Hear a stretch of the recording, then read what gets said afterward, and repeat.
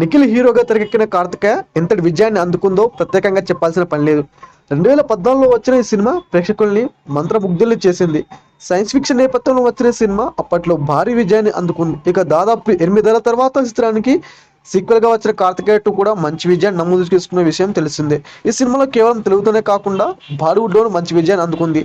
చందు మొండెట్టి మార్గదర్శకత్వానికి ప్రేక్షకులు ఫిదా అయ్యారు. దీంతో బాక్స్ ఆఫీస్ వద్ద సినిమా వసూళ్ల సునామీని సృష్టించింది. ఇదిలా ఉంటే ఈ సినిమా క్లైమాక్స్ లోనే కార్తికేయ 3 వస్తుందని మేకర్స్ హింట్ ఇచ్చిన విషయం తెలిసిందే. అయితే దీనికి మార్గం సుగమం అయినట్టు తెలుస్తుంది. ఈ విషయాన్ని హీరో నిఖిల్ స్వయంగా ఎక్స్ ట్విట్టర్ ద్వారా వేగంగా ప్రకటించారు. ఓ ఆసక్తికరమైన ట్వీట్ చేస్తూ ఈ విషయాన్ని ఫ్యాన్స్ తో పంచుకున్నారు.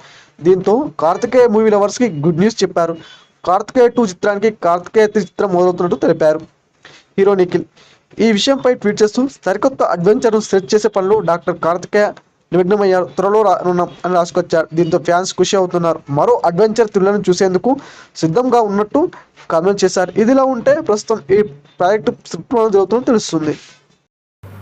ఈ వీడియో పూర్తిగా వీక్షించినందుకు ధన్యవాదాలు. ఈ వీడియో మీకు నచ్చినట్టయితే లైక్ చేయడం మాత్రం మర్చిపోకండి.